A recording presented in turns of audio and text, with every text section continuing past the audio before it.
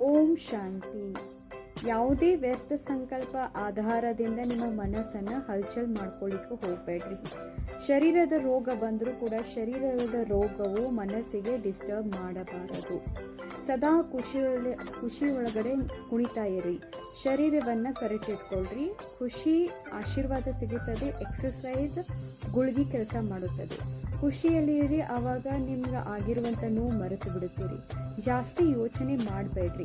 ಒಂದು ಯೋಚನೆ ಹೊರಗಡೆ ಅನೇಕ ಯೋಚನೆಗಳು ಬಂದು ನಿಮ್ಮ ಸ್ಥಿತಿ ಮತ್ತು ಶರೀರನ ಎರಡೂ ಕೂಡ ಅದರ ಮೇಲೆ ಪ್ರಭಾವ ಆಗುತ್ತದೆ. ಬಾಬಾ ಅಂತಿದ್ದಾರು ಏನಂದ್ರೆ, ಯೋಚನೆಯಲ್ಲಿ ಟೈಮ್ ವೇಸ್ಟ್ ಮಾಡಬೇಡಿ. ಖುಷಿ ಗಾಯವಾಗುತ್ತದೆ, ಶರೀರ ಮೇಲೂ ಅಸರಾಗುತ್ತದೆ.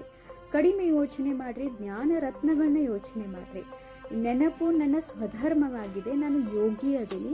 ಮತ್ತು ನಾ ಯೋಗಿ ಆಗಲಿಲ್ಲ ಮತ್ತೆ ಯಾರು ಆಗ್ತಾರೋ? ನಾನೇ ಕಲ್ಪದ ಸಹಜ ಯೋಗಿ ಅದೀನಿ. ಕಮಾಲಾಗಿದೆ.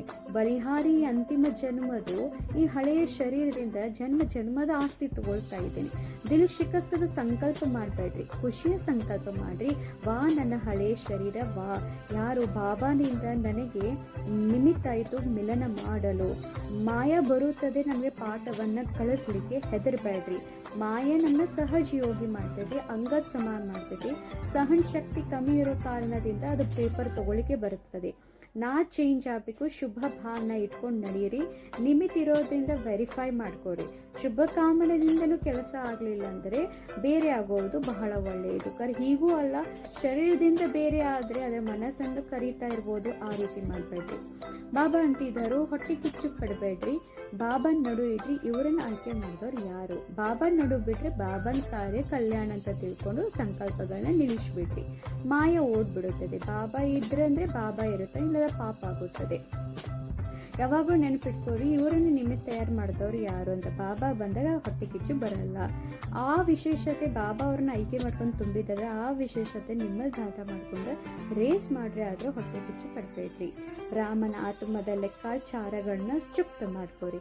ಧರ್ಮ ರಾಜಪುರ್ಯದಿಂದ ಬ್ರಾಹ್ಮಣ ಆತ್ಮ ಎಲ್ಲಾದರೂ ನಿಮಿತ್ತ ಆಗ್ತಾ ನಿಮ್ಮ ಲೆಕ್ಕಾಚಾರವನ್ನು ಮುಗಿಸ್ಲಿಕ್ಕೆ.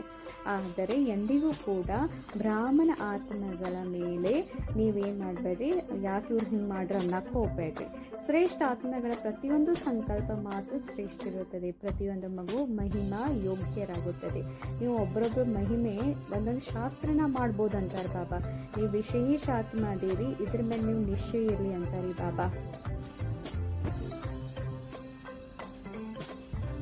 ಸದಾ ನೆನಪಿಟ್ಕೊಳ್ರಿ ಅಂತಿದ್ದಾರೆ ಬಾಬಾ. ಅವಾಗ ಮಾಯಾ ಜೀತಾಡ್ತೀವಿ. ಏನು ಆಗ್ತಾ ಇದೆ, ನಂಗೆ ಬಾಬಾ ಸಿಕ್ಕ ನಂತರ ಎಲ್ಲವೂ ಸಿಕ್ತು. ಅಮೂಲ್ಯ ರತ್ನ ತಿಳ್ಕೊರಿ. ಸದಾ ಖುಷಿಯಾಗಿರ್ರಿ. ನಿಮ್ಮ ಮುಖನೇ ಚೇರ್ಫುಲ್ ಬೋರ್ಡ್ ಆಗಿರಬೇಕು ಅಂತಾರೆ ಬಾಬಾ. ಓಂ ಶಾಂತಿ. ಥ್ಯಾಂಕ್ ಯು ಬಾಬಾ. ತಮಗೂ ಕೂಡ ಥ್ಯಾಂಕ್ ಯು ರೀ.